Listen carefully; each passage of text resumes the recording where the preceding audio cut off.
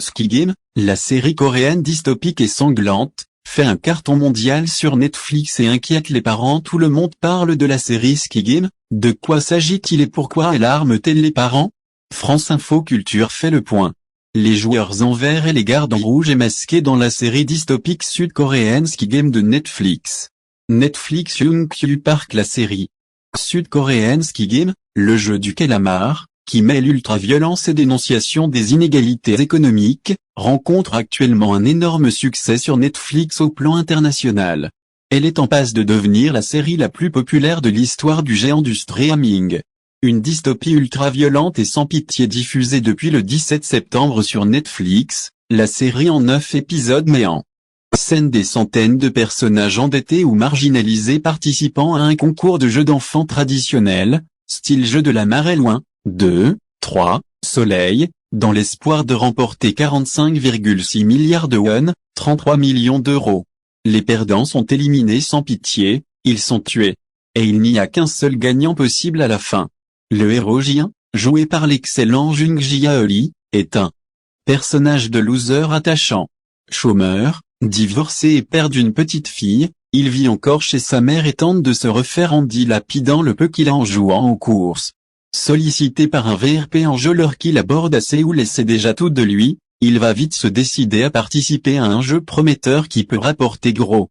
Il se réveille dans un immense dortoir avec 455 autres candidates et candidats, tous vêtus du même costume vert numéroté. Sous la garde de personnages impersonnels, masqués et vêtus de rouge, on pense à la Casa de Papel, le jeu de massacre peut commencer. Dans la série, les candidats vont devoir à chaque épisode relever un défi cruel inspiré de passe-temps enfantins. La juxtaposition de ces jeux d'enfants et leurs conséquences fatales immédiates et sanglantes, mais aussi un rythme d'enfer façon thriller, des décors splendides, une esthétique pop colorée et d'excellents acteurs, a fait mouche et conquis en un temps record un très large public à travers le monde. Une allégorie des dérives de la société capitaliste accusée d'emprunter un peu trop au genre survival tels les films Hunger Games, Battle Royale et surtout au long métrage japonais A. De Go Will, 2014, le coréen Hwang Dong-yu, 50 ans, dont c'est la première série, assure avoir commencé à écrire le scénario bien avant, en 2008, au départ pour un projet de film. J'admets m'être beaucoup inspiré des mangas et animés japonais, déclarait-il à Variety, en anglais, le mois dernier.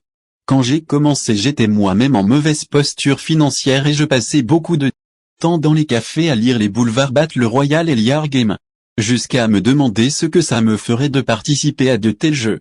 Mais je les ai trouvés trop complexes et me suis concentré plutôt sur les jeux d'enfants pour mon propre travail. Je voulais écrire une allégorie ou une fable sur la société capitaliste moderne, quelque chose qui montre une compétition extrême, un peu comme la compétition acharnée de la vie.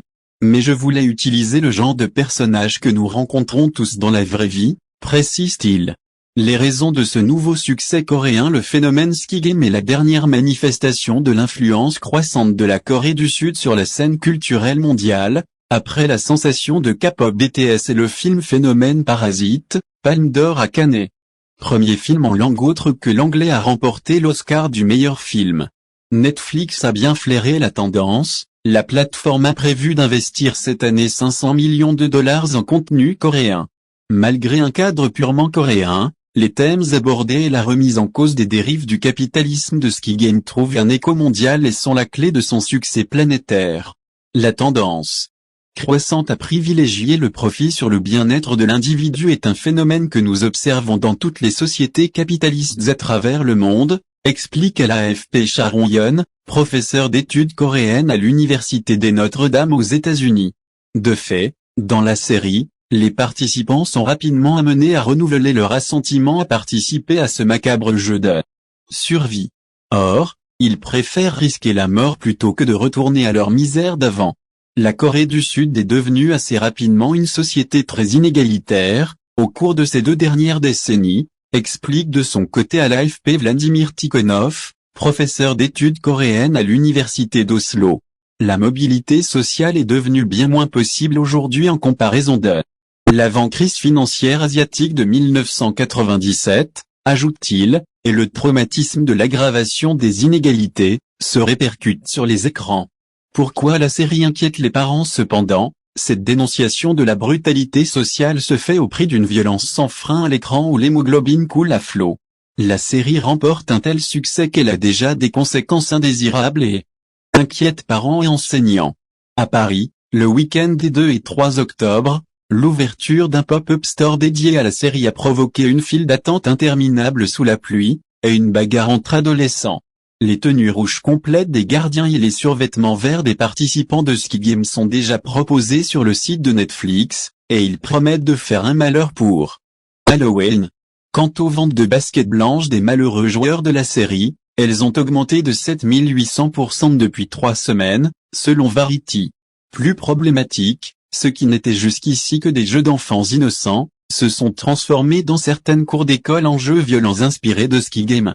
La Belgique, où la série est pourtant déconseillée comme en France au moins de 16 ans, a été la première à sonner l'alarme la semaine passée.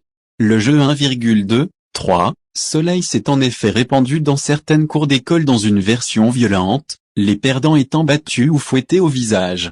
Ce qui a conduit les écoles communales belges d'Erquelin à lancer mardi 5 octobre un avertissement à l'attention des parents, leur demandant de redoubler de vigilance face aux dangers. Que représente ce type de jeu? Un post Facebook, ci-dessous, partagé plus de 39 000 fois à ce jour.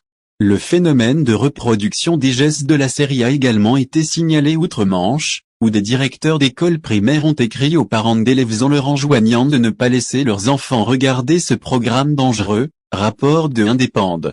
La France n'a pas échappé au phénomène, et il commence à être pris très au sérieux. Interrogé par 20 minutes, l'Éducation nationale indique qu'un message d'alerte va être envoyé aux directeurs académiques des services de l'éducation nationale concernant l'éventualité de cas de Squid Game.